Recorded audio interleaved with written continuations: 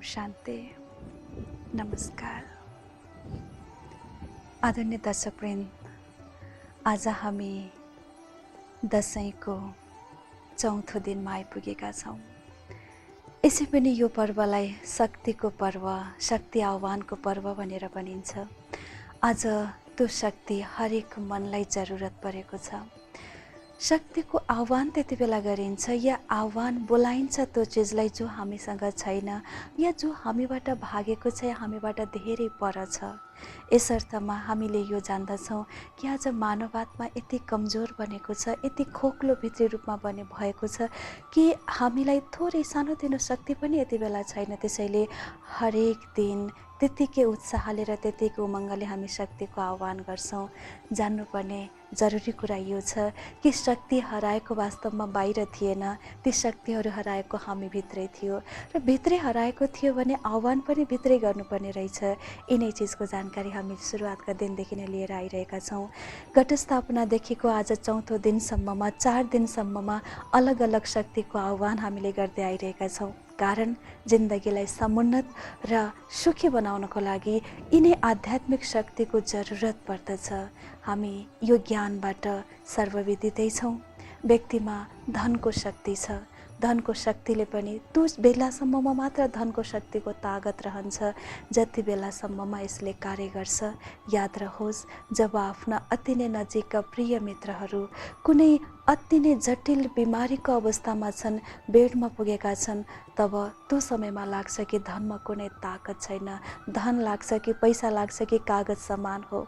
व्यक्तिमा आज शारीरिक बल छ, शारीरिक तन्दुरुस्ती छ, शारीरिक स्वस्थता छ, तर त्यो बल पनि त्यही समयको लागि मात्र हुन्छ जति बेला उसका अति नै आफ्ना नित्य नजिकका निकटका सम्बन्धी मृत्युसँग लडिरहेका हुन्छन्।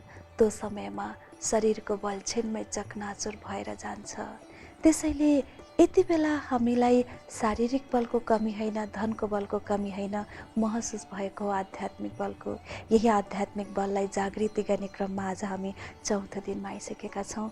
आउनुहोस्, आजको दिनमा कुन शक्तिको आह्वान गर्छौँ, आजको दिनमा गरिने प्रार्थना र आह्वान कुन देवीको रहेको छ, कुन स्वरूपलाई हामीले जगाउनु छ हामीभित्र। यसको सम्पूर्ण अनुभूतिको लागि, शक्तिको जागृतिको लागि सधैँ चाहिँ आज पनि विशेष अनुभूति र अनुभव लिएर हामी बिचमा आउनुभएको छ अति नै आदरणीय दिपा दिदीज्यू। आउनुहोस्, हामी दिदीज्यूलाई आजको यस प्रस्तुतिमा स्वागत गरौँ। आदरणीय दिदीज्यू, आज हामी चौथो दिनमा हजुर विशेष शक्ति लिएर, शक्तिको आह्वान लिएर आउनुभएको छ। हजुरलाई धेरै धेरै स्वागत छ। ओम शान्ति। धन्यवाद। ओम शान्ति। दिदी, हामी घटस्थापनादेखि आरम्भ गरेका थियौँ। यस यात्रालाई शक्तिको आह्वान सँगसँगै गरेका थियौँ। देवी नवदुर्गा भवानीको विभिन्न स्वरूप मध्येको आज हामी चौथो दिनमा छौँ। सुरुवातको दिनमा शैलपुत्री, शैल जस्तै बन्नुपर्छ भनेका थियौँ। शील स्वभावले पनि र आफ्नो स्थिति र अवस्थालाई पनि शील समान, शैल समान, पर्वत समान बनाउनुपर्छ भनेका थियौँ। सुन्नमा सहज त लाग्छ तर व्यवहारमा कठिन छ। फेरि पनि हजुरहरूले अति नै सरलतापूर्वक व्याख्या गरिदिनु भएको थियो, यसको अनुभूति गराउनु भएको थियो। आज हामी चौथो दिनमा छौँ। आजको दिनको रहस्य के छ र महत्त्व के छ, हजुरबाट चाहन्छौँ। धेरै धेरै धन्यवाद। आज नवरात्रिको चौथो दिन, विशेष गरेर माँ कुष्माण्डा देवीको पूजन आराधना गर्ने दिन। कुष्माण्डा नामबाट नै हामी सबैजनालाई लाग्छ कि यसको अर्थ के होला भनेर। हामीले सुन्ने गर्दछौँ थुप्रै पौराणिक कथाहरूमा कि जब यो संसार अस्तित्वहीन थियो, चारैतिर अन्धकार नै अन्धकार थियो, त्यो समयमा एउटा शक्ति जसलाई सर्वशक्तिको स्रोत माँ दुर्गा, जसको मन्द मुस्कानबाट यो सारा संसारमा चारैतिर प्रकाशै प्रकाश फैलाउनु भयो भन्ने सुन्ने गर्दछौँ। र जुन त्यो प्रकाश फैलिँदै एउटा ब्रह्माण्डको रूप बन्न गयो, अर्थात् कुष्माण्डा देवी भन्ने बित्तिकै ब्रह्माण्डलाई नै रच्ने देवी जसको रूपमा हामी याद गर्ने गर्दछौँ र जसलाई नै हामी आदि शक्ति आदि स्वरूपा भन्ने गर्दछौँ भने तेजकी देवी भनेर पनि देवी कुष्माण्डालाई नै भन्ने गर्दछौँ। र वास्तवमा कु भन्नुको अर्थ सानो, उष्मा अर्थात् ऊर्जा, शक्ति, अंडा अर्थात् ब्रह्माण्ड, सिंगो संसार।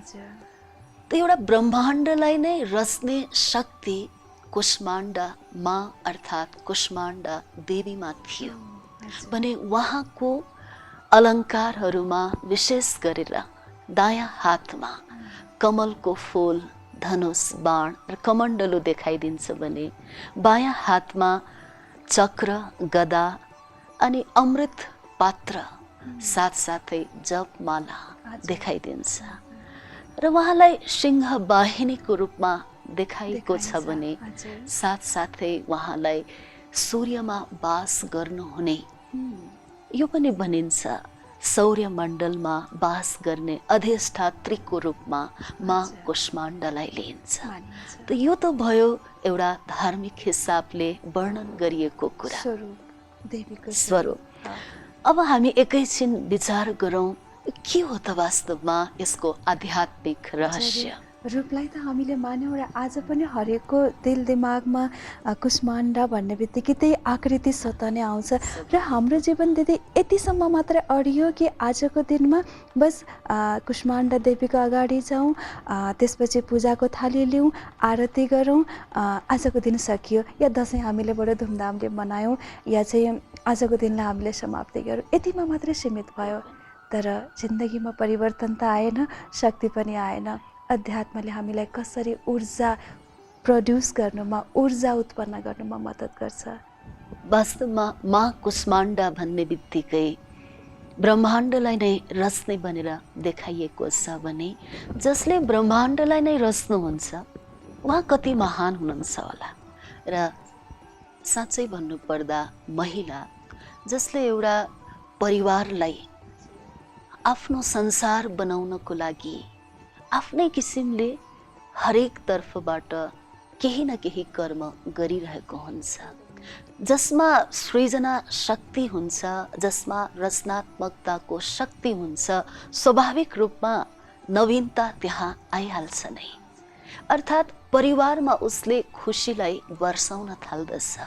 हर एक भित्र यो भित्रबाट जगाइदिन्छ कि अब घरमा कुनै नयाँ पाहुना आउँदैछ है भनेर त्यो किसिमको वातावरण बनाइदिन्छ र भनिन्छ यो सृष्टिको रचनाकार स्वयं परमात्मा हुनुहुन्छ भने दोस्रो रचना गर्ने त्यो शक्तिको रूपमा महिलालाई लिएको छ र यही सृजनकर्ताको रूपमा ब्रह्मालाई नियुक्त गरिएको छ भने महिला बिगर सृजनाको कार्य प्र्याक्टिकलमा अधुरो नै रहन्छ, जसको कारणले गर्दा महिला त्यो सम्माननीय, त्यो पूजनीय, त्यो स्वरूपको अवस्था हो जसलाई हामी सबैजना मिलेर त्यो अवस्थालाई धेरैभन्दा धेरै सम्मान दिन जरुरी छ, संरक्षण दिन जरुरी छ। एउटा पारिवारिक वातावरण जुन समयमा साथ दिइदिन्छ, माँ कुष्माण्डा देवीको आशीर्वाद हो, जुन आशीर्वादको कारण र जुन समयमा यदि परिवारले साथ दिने हो भने उसमा भित्रैदेखि सहन शक्ति आइदिन्छ, उसमा त्यो साहस आइदिन्छ, त्यो हिम्मत आइदिन्छ, जस्तो सुकै प्रतिकूल या अनुकूल परिस्थितिमा पनि ऊ सामना गर्न सक्षम भइदिन्छ। त्यसैले हामी आजैबाट यो प्रतिज्ञा गरौँ, जो जति पनि हाम्रो अगाडि हुनुहुन्छ उहाँहरूलाई हामी सम्मान गर्न सिकौँ र विशेष गरेर स्वयं शिव शक्तिसँग कहिल्यै पनि अलग हुन सक्दैन। त्यसैले जे मिल्छ उहाँबाट त्यसलाई हामीले स्वीकार्नु छ। त्यो भाग्य निहित फल नै हामीले पाउने हौँ, जसलाई हामीले कदापि तिरस्कार गर्नु छैन। छैन, बिल्कुल हो दिदी। यति बेला समाजको स्थितिलाई हेर्ने हो भने महिलामाथि हुने गरेका जुन किसिमका हत्या, हिंसा र शोषण, अन्य अत्याचारहरू छन्, यी गतिविधिले एउटा महिलाहरूको जुन एउटा सोच्ने स्थिति नै यति कमजोर भएको छ कि साँच्चै कि हामी त हौ नै यस्तो कि भन्नेतर्फ पनि सोच पुगेको बेलामा हाम्रो धार्मिक परम्पराले पनि, हाम्रा मान्यताहरूले पनि र हाम्रा चाडपर्वहरूमा मनाइने उत्सवहरूले पनि हामीलाई यसरी स्मृति दिलायो कि अब त होइन है, तिमी भनेको एउटा आफ्नो जीवनलाई सम्हाल्नेदेखि लिएर घरको सृजना गर्नेदेखि लिएर यति मात्र होइन, तिम्रो क्षमता भनेको कि हे महिला, सिङ्गो संसारको सृजनहार तिमी हौ।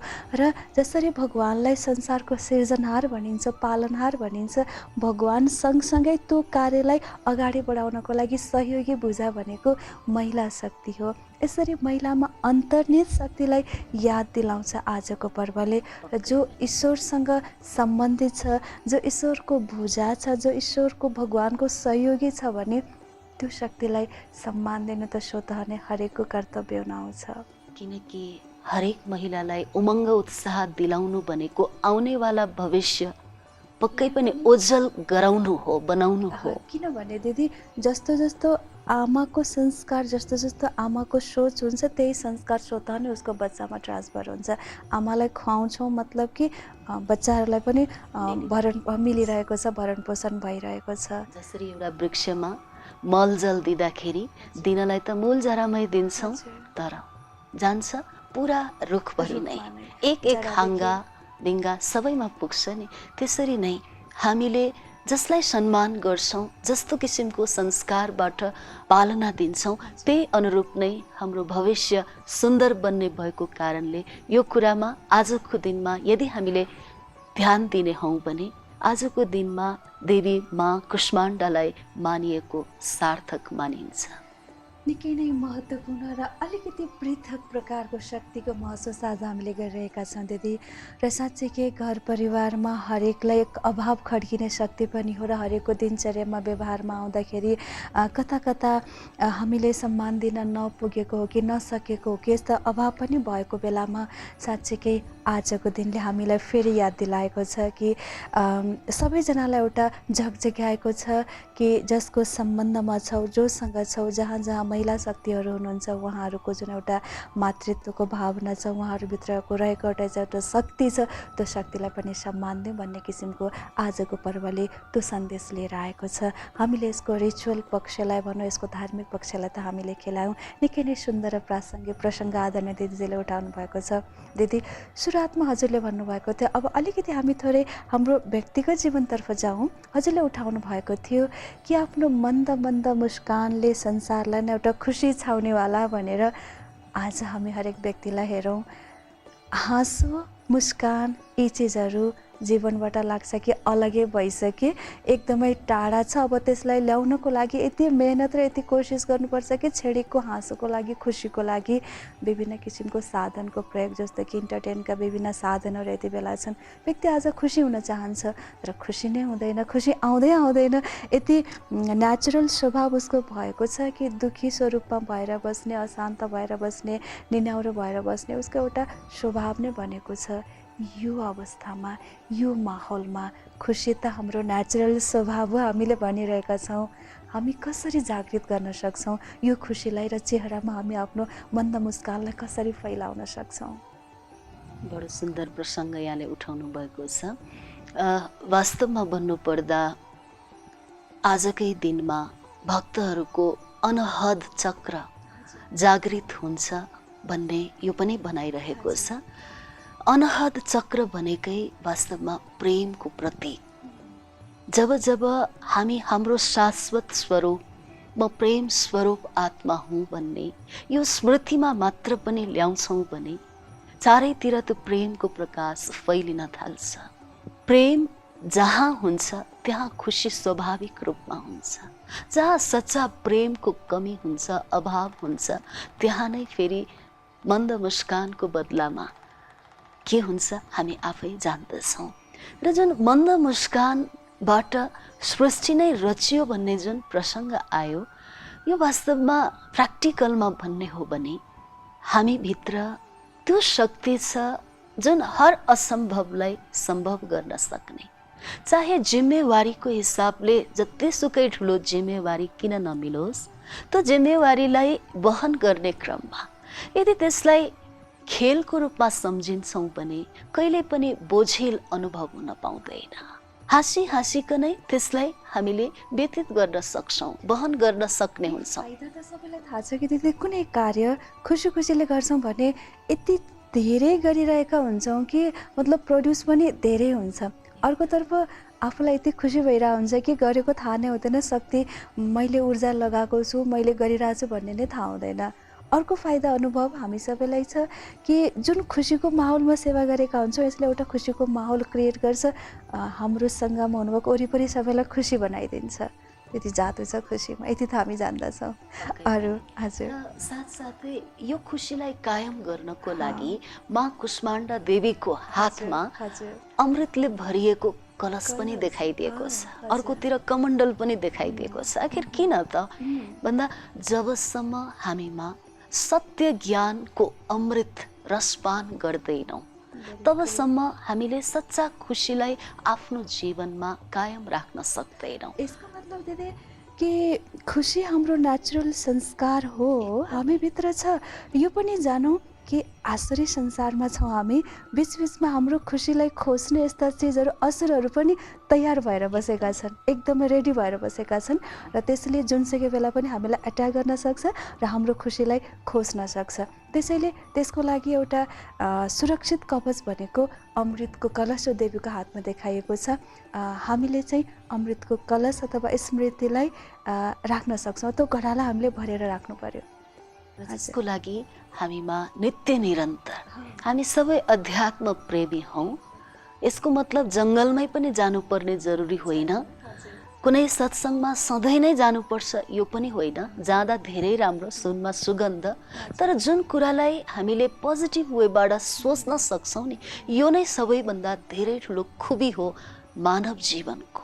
कुनै पनि सिचुएसनलाई पोजिटिभ रूपमा लिन सक्नु यो नै हाम्रो खुबी भएको कारणले यसलाई जति धेरै हामी बढाउँछौँ हामीले आफ्नो जीवनमा खुसीलाई कायम राख्न सक्छौँ। र त्यो सच्चा ज्ञान हामीमा जरुरी छ। त्यो भनेको के त भन्दा आफूले आफैलाई जुन एउटा भौतिक देहको रूपमा स्वीकारिरहेका छौँ, जसको बदलामा हामी एउटा चैतन्य शक्ति आत्मा हौँ। यो चाहिँ सबैभन्दा पहिलो ज्ञान हुन जरुरी छ र जुन आत्मालाई सर्वशक्तिबाट भरपूर गराउने, सशक्त बनाउने, सर्वशक्तिका स्रोत स्वयं परम सत्य परमात्मा जो हुनुहुन्छ उहाँको पनि हामीलाई केही जानकारी हुन जरुरी छ। तत्पश्चात नै हामी आत्मा उहाँसँग सम्बन्ध जोडेर आफूलाई पूर्ण रूपमा चार्ज गर्न सक्छौँ। एकदम, किनभने आत्मा सम्झिने बित्तिकै आत्मा परमात्माबाट अलग छैन। आत्मा शक्तिको सन्तान हो। आत्मा शक्तिशाली त्यति बेला बन्छ जति बेला परम सत्तासँग उसको सम्बन्ध हुन्छ। निकै नै सुन्दर प्रसङ्ग आजको दिनमा आदरणीय दिदीज्यूले हामी बिचमा उठाउनु भएको छ। दर्शकवृन्द, जबसम्म हामीभित्र घृणाको ज्योति बल्छ, यसले हामीभित्र अन्धकारलाई निम्त्याउँछ, त्यसलाई निभाउनको लागि प्रेमको ज्योतिलाई जगाउँ। आज हामी साँच्चीकै बडो धुमधामले घर घरमा देवी कुष्माण्डाको पूजाको तयारीमा बसिरहेका छौँ। हामी यो भन्दैनौँ कि यहाँहरूलाई कि बिल्कुल हामीलाई यो चिज जरुरी छैन, निकै नै मेहनतले, निकै नै उत्सवले हामी पूजाका सम्पूर्ण तयारीहरू गरौँ। याद रहोस्, जब हामी दीप जगाउँछौँ त्यो दीप सँगसँगै याद रहोस् कि म एउटा आजको दिनमा म आफ्नो जीवनमा यसरी नै प्रेमको दीप जगाउँछु, जुन प्रेमको दीपकले म भित्रको सम्पूर्ण घृणालाई समाप्त गरिदिनेछ।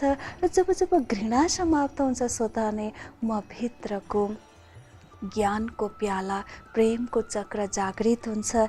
यही प्रेमले हाम्रो चेहरामा खुसी निम्त्याउँछ। यही खुसीले नै हाम्रो परिवार र संसारलाई खुसी दिलाउनको लागि सहायक बन्छ। साथसाथै आदरणीय दिदीजीले हामीलाई बताउनु भएको छ यसलाई अझ प्रज्वलित बनाउनको लागि, अझ शक्तिशाली बनाउनको लागि र बिचबिचमा यो तुफानलाई, यो ज्योतिलाई तुफानबाट बचाउनको लागि कयौँ प्रकारको तुफान आउन सक्छन् है। तुफान भन्ने बित्तिकै हामीले जानिसक्यौँ हाम्रो खुसीलाई छिन्ने, हाम्रो खुसीलाई खोज्ने कयौँ प्रकारका असुर र दैत्यहरू पनि यति बेला विराजमान छन् हाम्रै वरिपरि, हाम्रै सोचमा। त्यसैले त्यो ज्योतिलाई सुरक्षित राख्नको लागि नभुलौँ आफ्नो हातमा, जस्तै देवी कुष्माण्डाको हातमा देखाइन्छ एउटा सिङ्गो भरिएको कलश याद राखौँ। हाम्रो जीवनमा पनि त्यति नै महत्त्वपूर्ण छ। ज्ञानको कलशले स्वयंलाई भरपूर राख्नको लागि ज्ञानको अमृत भनिन्छ, ज्ञान अमृत हो जसले हामीलाई फेरि मृत अवस्थाबाट अमृत या जागृत गराइदिन्छ। याद रहोस्, म आत्मा अविनाशी शक्ति पिता परमात्माको सन्तान हुँ। यो जागृतिले पुनः हाम्रो बुद्धिलाई ज्ञान अमृतले भरिदिन्छ। स्वतः नै खुसीको संसार हाम्रो जीवनमा आउँछ। निकै नै सुन्दर प्रसङ्गलाई लिएर आज हामी उपस्थित भएका छौँ। अगाडिको चर्चा फेरि हामी बढाउन चाहन्छौँ आदरणीय दिदीजीसँग। निकै खुसीको अनुभव भइरहेको छ दिदी। एकातर्फ खुसी, अर्कोतर्फ प्रेम। निकै नै सान्दर्भिक प्रसङ्ग छ। जीवनमा हामीलाई चाहिएको खुसी हो, प्रेम हो, ज्ञान हो। केवल बत्ती मात्र जगाउँथ्यौँ, केवल अलङ्कारलाई मात्र हेर्थ्यौँ। आज थोरै थोरै भए पनि यो अलङ्कारलाई हामीले आफ्नो प्र्याक्टिकल जीवनमा उतार्नेर अपनाउने र आफ्नो जीवनमा राख्ने कोसिस गरिरहेका छौँ। बाँकीहरू कुन कुन अलङ्कार रहेका छन्? कमलको फुललाई पनि देखाइदिएको छ। कमलको फुल दिदी हर देवी देवताको हातमा देखाइन्छ। वास्तवमा निकै महत्त्वपूर्ण मानिन्छ। के छ यसको आवश्यकता हाम्रो जीवनमा? किन यति महत्त्व दिन्छ कमलको फुललाई? कमलको फुल हामी चित्र आफै बोल्छ भने जस्तै हिलोमा फुल्छ र पनि हिलोबाट निर्लिप्त रहन्छ। थोरै पनि त्यसको लेपचेप लाग्दैन। हामीलाई पनि यही संसारमा रहनु छ, तर थोरै पनि कसैको स्वभाव संस्कारले हामीलाई अलिकति पनि विचलित नबनाओस्। अरूको स्वभाव र संस्कारले आफ्नो अवस्थालाई नबिगारोस् भन्नको लागि त्यो एउटा प्रतीकको रूपमा देखाइएको छ। र साथसाथै धनुष बाण पनि देखाइदिएको छ। हाम्रो जीवनमा उमङ्ग, उत्साह, लभ र ल दुवैको ब्यालेन्स हुन जरुरी छ। भने जबसम्म ज्ञानको उदय, गदा अर्थात् मजबुत स्थिति बनाउनको लागि जीवनमा ज्ञानको अभ्युदय गराउन जरुरी नै छ, जसको लागि हामीले थाहा पाइ नै सक्यौँ परमात्मा ज्ञानको स्रोतसँग सम्बन्ध जोड्नुपर्छ भनेर। र साथमा हामीबाट गरिने हरेक कर्म यदि शुभ भावना, शुभ सङ्कल्पका साथ गर्छौँ भने त्यो सधैँ नै स्मरण योग्य हुन जान्छ है भनेर नै हातमा जपमाला पनि देखाइदिएको छ। र साथमा उहाँलाई सिंहवाहिनीको रूपमा देखाउनु अर्थात् सदैव आफ्नो स्मृतिको सिटमा नै सेट हुनु भनेर देखाइदिएको हो। एक प्रकारले आफ्नो प्रकृति, आफ्नो स्वभावमाथि जित पाउनुको निशानीको रूपमा बाघलाई देखाइदिएको छ। र उहाँलाई सबै हरियो मनपर्छ, रङ्गको रूपमा देखाइन्छ। त यसको अर्थ यही रहेको छ, प्रेम जसको कलरको रूपमा हरियो नै मानिन्छ। त्यसैले गर्दा हामी प्रेम स्वरूप आत्मा सबैतिर, सबैसँग प्रेमयुक्त व्यवहार गर्नु नै छ। र बाँकी चारैतिर अन्धकार भइरहेको समयमा यो सृष्टिको रचना भयो भन्ने जुन कुरा आयो नि दिदी, हजुरले जुन एउटा रमाइलो प्रसङ्ग उठाउनु भयो कि अन्धकार भन्ने कुरा, मन्दिरमा हामी देख्छौँ नि चारैतर्फ विशेषता नै हो दीप जलाइन्छ, यति उज्यालो बनाइन्छ, यति उज्यालो पारिन्छ। अनि त्यही बिचमा गएर आँखा बन्द गरेर भनिन्छ के भगवान् मलाई आँखा दिनुहोस्, म अन्धकारमा अझै पनि भट्किरहेको छु। बडो विरोधाभास कुरा लाग्छ। हामीलाई थाहा नै छैन उज्यालो छ, बाहिर ज्योति जगाएका छौँ, 100 वाट, 1000, 1000, 100 वाट बत्ती बालिरहेका हुन्छौँ। त्यसमा पनि अरू कयौँ उज्यालोको लागि सहयोग लिइरहेका हुन्छौँ। फेरि पनि अन्तर्मनबाट त आवाज आउँछ कि म चाहिँ अन्धकारमा भट्किएको छु। कस्तो प्रकारको अन्धकार हजुरले भन्न खोजिरहनु भएको छ? यो वास्तवमा ज्ञान नेत्रविहीन अवस्थाको कारणले गर्दा नै चारैतिर उज्यालो हुँदाहुँदै पनि त्यहाँ अन्धकारकै आभास हुने भयो। जसको कारण आँखा बन्द गरेर मैले केही देखिराखेको छुइनँ। सर्व रूपमा मलाई त्यो ज्योति दिनु है, त्यो ज्ञानको नेत्र प्रदान गर्नु है भनेर पुज्ने गरिन्छ, माग्ने गरिन्छ। भनाइको मतलब यी सम्पूर्ण कुराको सार अन्त्यमा समेट्दाखेरि हामी भित्र नै हुन आउँछ, किनकि सबै कुराको उत्पत्ति नै हाम्रो मनबाट नै हुन्छ। असुर पनि यहीँबाट उत्पन्न हुन्छ र दैवी शक्ति पनि यहीँबाट उत्पन्न हुन्छ। जब दैवी शक्तिले भरिन्छौँ, लाग्छ कि संसार अँध्यारोमा बसेर पनि लाग्छ कि संसार उज्यालो छ। यसै बिचमा अन्धकार भन्नाले आज हाम्रो जुन अस्तित्वहीन बनियो नि, जस्तो सम्बन्ध छ मानिसहरू, तर त्यो सम्बन्धको अस्तित्वलाई नै बुझिरहेका छैनन्। यति धेरै ज्ञान छ, पढेका छन्, तर विद्वान पनि बनेका छन्, तर त्यसको अस्तित्व नै छैन। कयौँ सर्टिफिकेट आफ्नो हातमा हुँदाहुँदै पनि त्यसको बुझ्नुपर्ने जसको भ्याल्यु हो बुझ्न सकिरहेको छैन।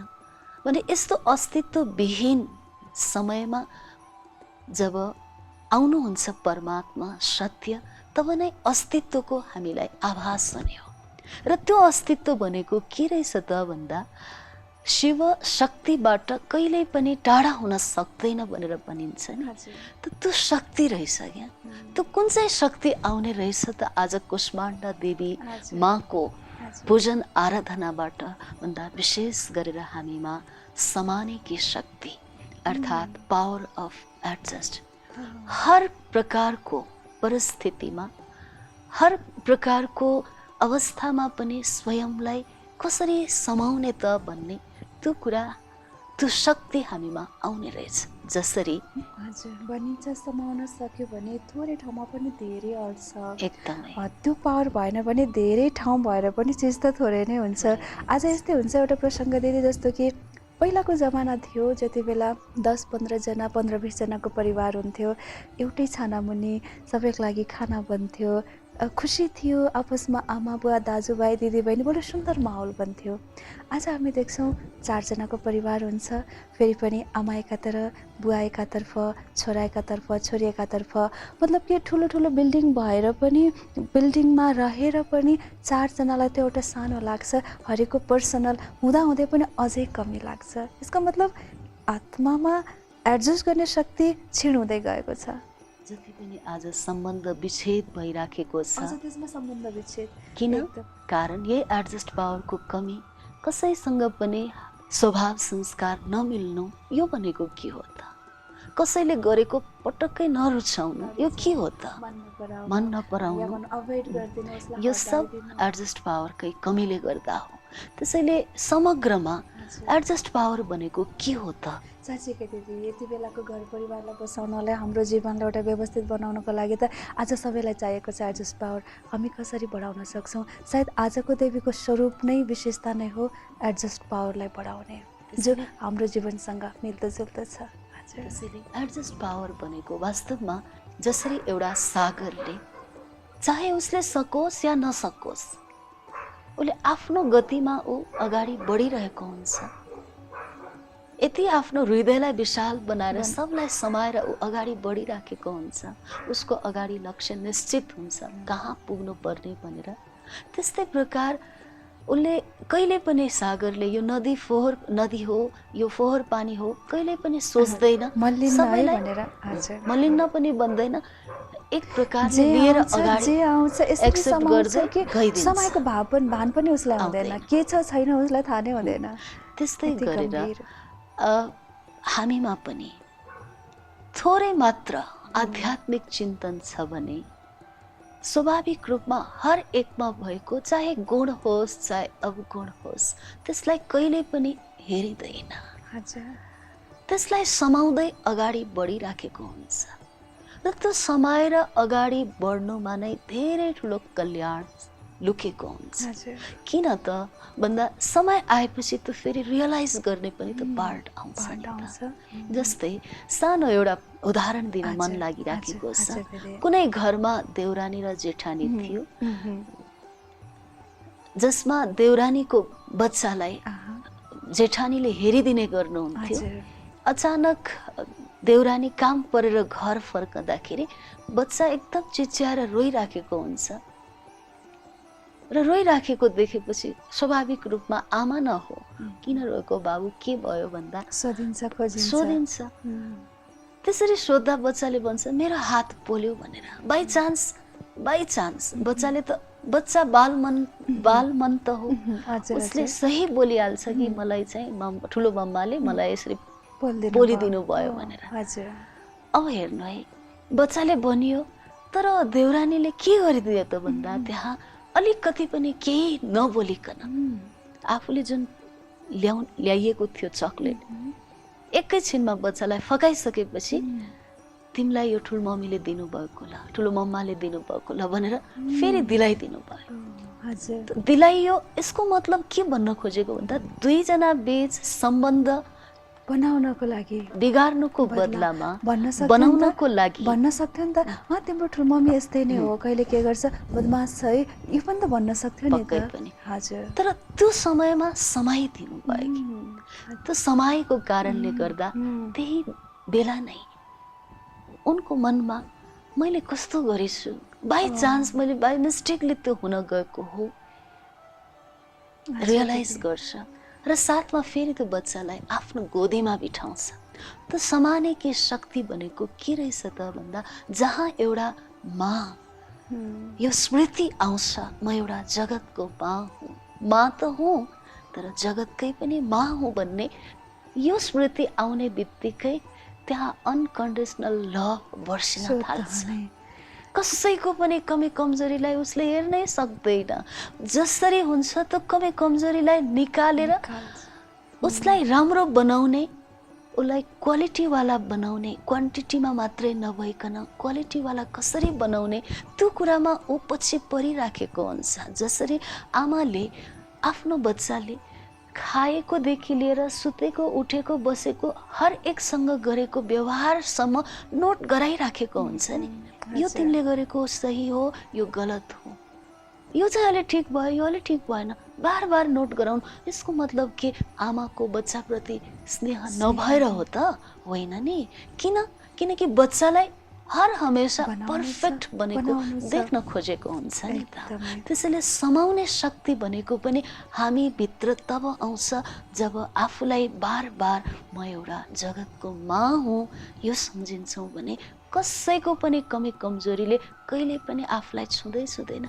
बच्चै छ, रोज एकैछिनमा ठिक भइहाल्छ, रिसाओस् एकैछिनमा ठिक भइहाल्छ, किनकि आमा बिना थोरै त बच्चा रहन सक्छ। रिसाएर बोल्दै नबोलिकन गयो त एकैछिनमा फेरि माँ भनेर त जान्छ कहाँ, किनकि आमा त उसको यही नै हुनुहुन्छ, किनकि उसको पनि सबैभन्दा नजिकको सम्बन्ध कुन हो त आमा नै हो नि त। त्यसैले आमालाई नै उसले रिस पनि देखाइरहेको हुन्छ र आमालाई नै उसले सबैभन्दा धेरै खोजी पनि गरिरहेको हुन्छ, स्नेह पनि आमासँगै हुन्छ। त्यसैले समाने कि शक्ति भनेको अरू केही नभएर हर एकसँग हामी मिल्न सक्छौँ। हामी कहिलेकाहीँ हामीलाई लाग्छ कि कसैको स्वभाव संस्कारले गर्दा चाहिँ म मिल्न नसकेको हो नि भनेर, तर होइन, आफ्नो स्वभाव संस्कारले गर्दा पनि त अरू हामीबाट टाढिएर गइराखेको हुन्छ नि त। जस्तो कि दिदी सुन्दर प्रसङ्ग हजुरले उठाउनु भएको थियो यहाँनिर, जस्तो कि अर्को माले चाहिँ जुन चकलेट दिनुभयो जसमा समाउने शक्तिको देखाइएको थियो, हामी त्यति कमजोर छैन रहेछौँ कि हामीले भगवान्सँग यति ठुलो शक्तिको चाह रहेका छौँ कि समाउने शक्ति, यो शक्तिले केवल आफूलाई मात्र देखाएको होइन कि बिग्रिएको जुन रिलेसन थियो नि यहाँ चाहे त बिगार्न पनि सक्थ्यो, तर यसरी समाउने शक्तिले यसरी बनाइदिनु भयो कि एकातर्फ यदि ठुलो माले ठुलो मम्मीले साँच्चै आगोले जलाइदिएको भए तापनि जलाइदिनु भएको नै थियो मानौ, तर जुन व्यवहार जुन समाइदिनु भयो नि यो समाउने शक्तिले गर्दा अब उहाँलाई नै लाग्छ कि मैले गर्नु हुँदो रहेनछ, परिवर्तन हो आमा। अर्कोतर्फ जुन बच्चामा आएको एउटा सोच थियो नि कि मेरो माले चाहिँ आमाप्रतिको जो एउटा भावना उसमा आउँथ्यो नि, मेरो ठुलो माले मलाई यसो गर्नुभयो भन्ने कुरा, अब उसले त्यो पनि सोच्दैन, सबैको जिरोमा, बिल्कुल शून्य। मतलब यसरी समेटिदिनु भयो कि समस्या कसैमा नै छैन, जसलाई परिवर्तन गर्नुपर्ने हो उहाँहरू अटोमेटिक परिवर्तन हुनुभयो। अत्यन्तै सुन्दर र शान्तमय प्रसङ्ग दिदी चाहिँ आज हजुरले हामी बिचमा राखिदिनु भएको छ। हाम्रो जीवन यति बेला विखरित भएको पनि साँच्चै केही समाउने शक्तिकै अभावमा हो।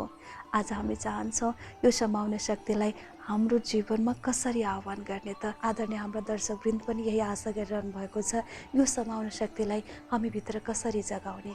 आउनुहोस् हामी अनुभूति आदरणीय दिदीज्यूबाट गर्नेछौँ। आज हामी विशेष गरेर नवरात्रिको चौथो दिन माँ कुष्माण्डा देवीको पूजन गर्दछौँ र स्वाभाविक रूपमा उहाँमा भएको विशेष शक्तिलाई आफू स्वयंमा आह्वान गर्न गइरहेका छौँ। उहाँमा भएको शक्ति बनेको सर्वलाई बडो सम्मानका साथ स्नेह दिनु उहाँको खुबी देखाइएको छ। त्यसैले आउनुहोस् यही स्नेहको खुबीबाट हामी सबजना मिलेर आफ्नो बिग्रेको जे जति पनि सम्बन्धहरू छन् जसलाई सुधार गर्ने क्रममा आफूले आफैलाई सबैभन्दा पहिला एउटा जगतकै माँ हुँ सम्झेर म आफूले गरेको जे जति पनि गल्तीहरू छन् जसलाई नै सबैभन्दा पहिला म आफैले आफैलाई नै क्षमा गर्नु छ। कुनै बेला गलत सोचेर, कुनै बेला गलत कर्मबाट, व्यवहारबाट आफू स्वयं नै पश्चातापको अग्निमा जलिरहेको छु भने पनि त्यो जलाइलाई आज खतम गराइकन हामी त्यो भलाइको बाटोमा लाग्न गइरहेका छौँ। त्यसैले आफूले आफैलाई निधारको बीचमा एउटा सेतो प्रकाशको पुञ्ज सम्झौँ र माँ कुष्माण्डा देवीको स्वरूपलाई हामी अगाडि राख्दै जसरी उहाँमा समाउने शक्ति अर्थात् पावर टु एडजस्ट यो शक्तिको धनी हुनुहुन्छ, त्यस शक्तिलाई स्वयंमा आह्वान गर्नेछौँ। म साँच्चै सेतो चम्किरहेको दिव्य सितारा निधारको बीच भृकुटीमा विराजमान छु। म जे सोच्दछु त्यही अनुसारको यो संसार बन्ने भएकोले आजदेखि म आत्मा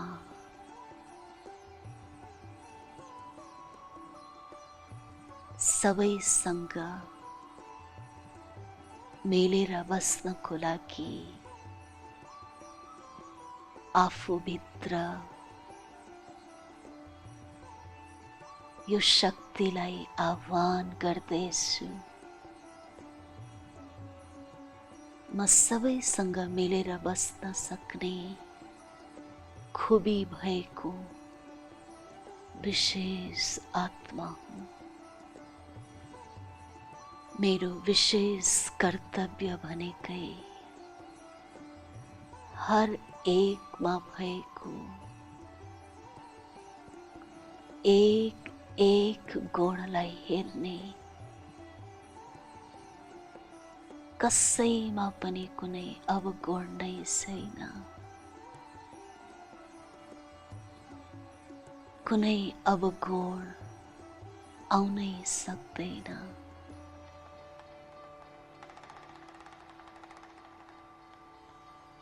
किनकि म प्रकाश स्वरूप आत्मा,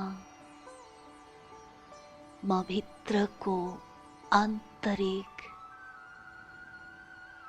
ज्ञानको प्रकाशबाट चारैतिरको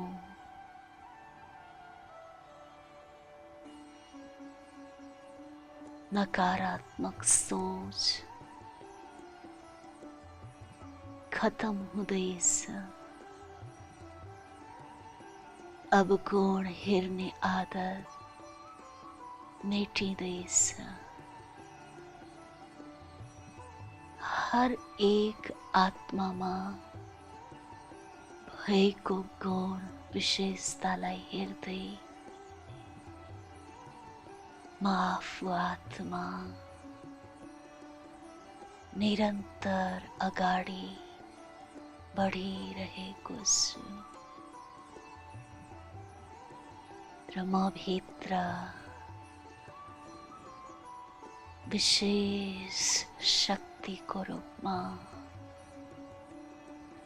गॉडली गिफ्टको रूपमा सबैजनासँग मिलेर बस्न सक्ने, सबैको अवगुणलाई समाएर गुणैलाई हेर्ने शक्ति आइरहेको छ। उनै परम सत्य सर्वशक्तिको स्रोतबाट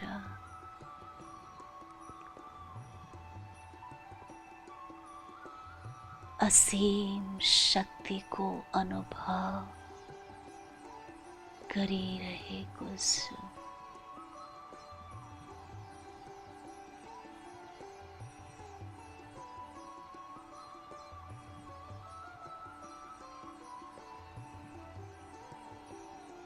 यसरी बार बार आफूलाई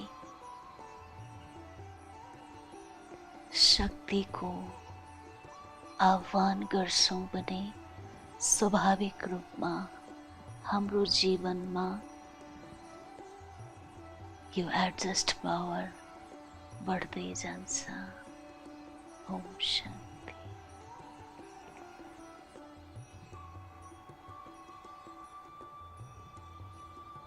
निकै नै सुन्दर अनुभव आदरणीय दिदीज्यू हजुरले आजको बिचमा हामीलाई गराइदिनु भएको छ। साँच्चीकै यो अनुभूतिलाई, यो अनुभवलाई हामीले एक दिन मात्र नभइकन हरेक दिन थोरै थोरै समय मात्र भए पनि दिन्छौँ भने साँच्चीकै मलाई लाग्छ कि हाम्रो घर परिवार कहिले पनि टुट्नु पर्दैन। हामी बिचमा कहिले पनि अलग या अनेकता हुँदैन। परिवारमा यसरी युनिटी आउँछ, यसरी एकता आउँछ कि एउटा परिवार जस्तो लाग्छ। यो शक्तिको आह्वानले जुन अनुभूति आजको लागि गराइदिनु भएको छ, दिलैदेखि हार्दिक आभार व्यक्त गर्न चाहन्छु दिदी हजुरलाई आजको दिनमा। Thank you. आदरणीय दर्शकवृन्द, निकै नै समय सान्दर्भिक प्रसङ्ग यति बेला हामीले उठाउँदै आइरहेका छौँ। बडा दशैंको आज चौथो दिन न केवल भक्ति भावनामा मात्र सीमित हाम्रो जीवनका हरेक व्यवहारिक पक्षसँग सम्बन्ध राख्दै सम्बन्धित पक्षलाई उठाउँदै आइरहेका छौँ। जब हामी भित्र नै यो समाउने शक्तिलाई जागृत गर्छौँ परमात्माको सान्निध्यबाट, परमात्माको यादबाट, हामीलाई त्यो भन्ने मौका मिल्दैन अब कि मेरो घर परिवारमा अब एकता छैन, मेरो परिवारको सदस्य बीचमा मिलन र प्रेम छैन।